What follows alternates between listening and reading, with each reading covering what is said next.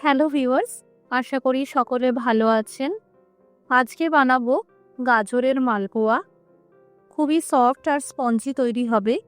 এই রকম নরম তুলতুলে গাজরের মালপোয়া 1 সপ্তাহ ফ্রিজে রেখে আপনারা খেতে পারবেন। দারুণ স্বাদের হয় আর বানানো ভীষণ সহজ। নমস্কার, আপনারা দেখছেন মৌয়ের সাথে রান্নাবান্না। রেসিপিটি ভালো লাগলে লাইক দিয়ে শেয়ার করে দেবেন। নিয়মিত এইরকম নতুন নতুন আরও রেসিপি পেতে চ্যানেলটি সাবস্ক্রাইব করে রাখুন।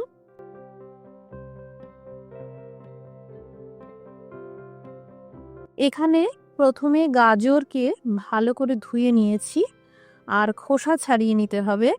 গাজর পিস পিস করে না কেটে এইভাবে গ্রেটারের সাহায্যে গ্রেট করে নিলে সব থেকে ভালো, কারণ ছোট ছোট পিসগুলো মিক্সিতে মসৃণভাবে পেস্ট নাও হতে পারে, কিন্তু এইভাবে গ্রেট করে নেওয়াতে একটা স্মুথ পেস্ট অতি সহজেই তৈরি করা যাবে। যদি প্রয়োজন হয় সামান্য করে জল দিয়ে বেটে নিতে পারেন। এবার এই পেস্টটা একটা মিক্সিং বোলে ঢেলে দিলাম। দিয়ে দিলাম চায়ের কাপের মাপ করে আধা কাপ সুজি আর আধা কাপ ময়দা। আপনারা সুজি বা ময়দা যে কোনো একটা দিয়েই বানাতে পারেন। মালপোয়ার টেস্ট বাড়াতে দিয়ে দিলাম 45 গ্রাম গুঁড়ো দুধ, মোটামুটি 3 চামচ মতন হবে। গুঁড়ো চিনি দিয়ে দিলাম 3 চামচ। বেশি চিনি দেবেন না, না হলে মালপোয়া ভাজার সময় প্যানে আটকে যেতে পারে। এবার 1 চামচ এলাচ পাউডার দিয়ে দিলাম। এখানে আমি ঘরে তৈরি করা ফুড কালারের ব্যবহার করেছি, খুবই সামান্য পরিমাণে দিয়ে দিলাম। এবার এই সব উপকরণগুলো একসাথে ভালো করে মেশাতে হবে। যেহেতু গাজরের পেস্ট আছে তাই লিকুইড দুধের ব্যবহার করা যাবে না। আমি জাস্ট সামান্য করে জল দিয়ে ভালো করে মিশিয়ে নিলাম। এবার এই ব্যাটার 15 মিনিটের জন্য এইভাবে রেখে দিতে হবে যাতে সেট হয়ে যায়। ব্যাটার যতক্ষণে সেট হচ্ছে এইদিকে চিনির রস তৈরি করে নেব। এর জন্য প্যানে দিয়ে দিলাম 1 কাপ জল আর সমান পরিমাণে 1 কাপ চিনি। এই চিনির রসে ফ্লেভারের জন্য 2টো ফাটানো এলাচ দিয়ে দিলাম। এরই সাথে আপনারা চাইলে কেসার দিতে পারেন। এখানে একটা চটচটে চিনির রস বানালেই হবে, যার ঘনত্ব অনেকটা মধুর মতন চটচটে হবে। আঙুলে করে চেক করলে দেখবেন একটা চটচটে ভাব লাগছে, কিন্তু কোনো 1 তার বা 2 তার হচ্ছে না। এইরকম কনসিস্টেন্সি হচ্ছে মালপোয়ার রস সোক করার জন্য একদম পারফেক্ট। চিনির রস একদম তৈরি। এবার এদিকে ব্যাটার সেট হয়ে গেছে। আধা চা চামচ বেকিং পাউডার মিশিয়ে দিলাম, এতে মালপোয়াগুলো খুবই স্পঞ্জি হবে।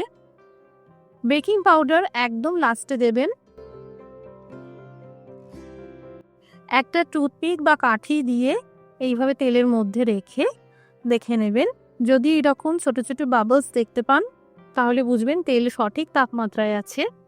এবার মালপোয়াগুলোকে ভেজে নেব। এইভাবে খুব ধৈর্য ধরে আস্তে আস্তে 1 হাতা করে ব্যাটার ঢেলে ঢেলে মালপোয়াগুলোকে ভেজে নিতে হবে।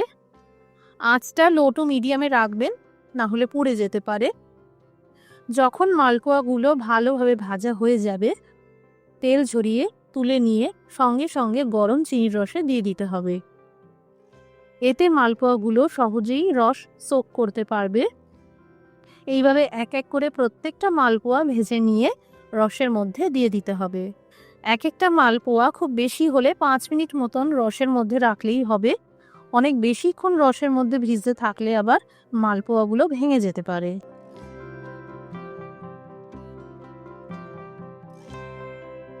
সম্পূর্ণ ঠান্ডা করে নিয়ে মালপোয়াগুলো পরিবেশন করার সময় এইভাবে একটু পেস্তা কুচি ছড়িয়ে দিতে পারেন। তৈরি হয়ে গেল গাজরের মালপোয়া।